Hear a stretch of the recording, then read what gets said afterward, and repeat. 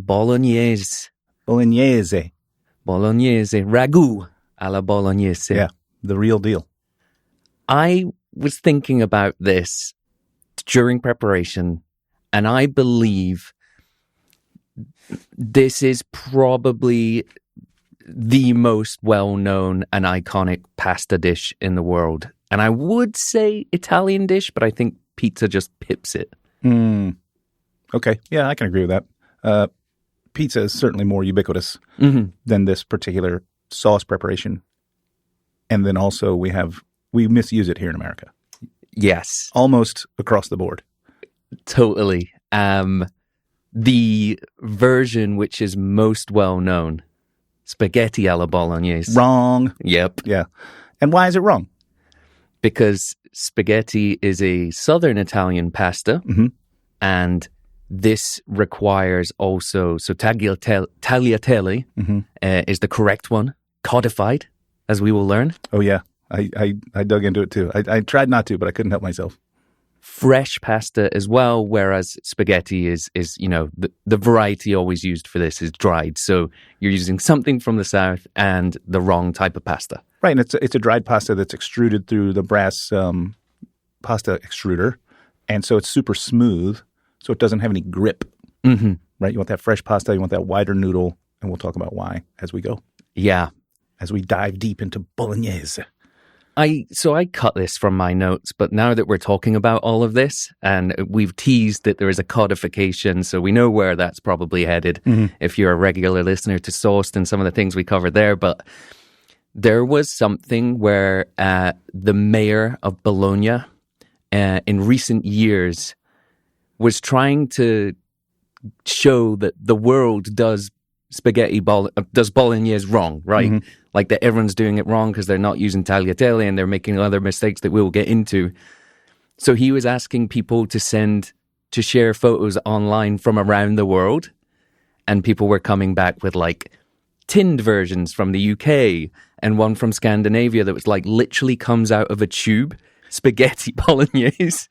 So while he was trying to show that like everyone does it wrong, what he inadvertently proved was that the dish that's gone out into the world and the dish that everyone thinks of has superseded the true bolognese preparation. For sure.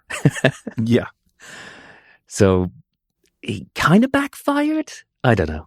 I mean, it seems like everyone proved him right, that everyone does it wrong. True. The tube I'm going to have to look up. Not only am I going to have to look it up, I'm probably going to have to get one. A tube of... I mean, like, who is that for? Children? I don't know. I don't know. Spaghetti bolognese on the go. It's Go-Gurt. Shall we get into some origin stories? Sure. Well, let's don't. No, sorry. Yeah. Please give me the elevator pitch before we get into the origins. I always try and like boil it down to a quick, elevator pitch, and like we have to come to the understanding before I even give the pitch that Bolognese is a meat sauce that happens to contain some tomatoes. This is not a tomato sauce with meat in it. Those are different things.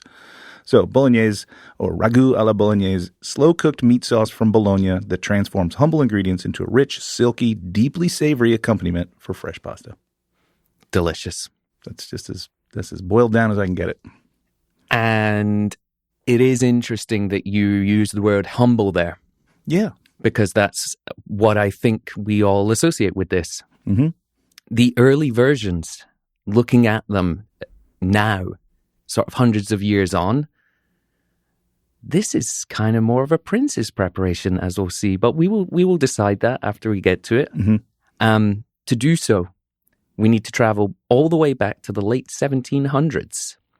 In Imola, just down the road from Bologna, a cook named Alberto Alvisi writes down what is the first ever mention of ragù in text. And it was a dish he made for the local bishop, a man who would later go on to become Pope Pius VII. All right. So what was in it?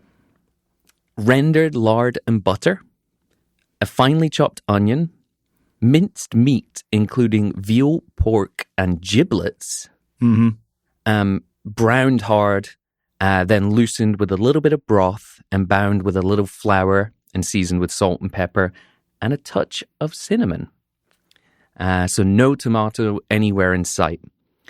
That recipe got forgotten for centuries until two Bolognese journalists, Aureliano Bassani and Giancarlo Roversi, discovered it and resurrected it and printed it in a book that they published either in the late 80s or 90s. I got two versions of that one. Mm-hmm.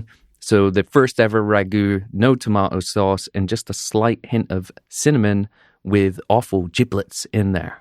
Very far from what we know today. And that's offal, O-F-F-A-L. Yeah, offal. It sounded like you said awful. Awful. You reckon that they weren't putting any tomato at all in back then because tomato was still considered maybe poison, right? The whole nightshade debate. I also just wondered whether you made this point recently for us too, where it's like you're talking much more seasonal times there. And we're talking northern Italy, or certainly, central north there. That being an ingredient much more grown in the south. Yeah. So I wonder whether it was that, and purely maybe this happened in winter.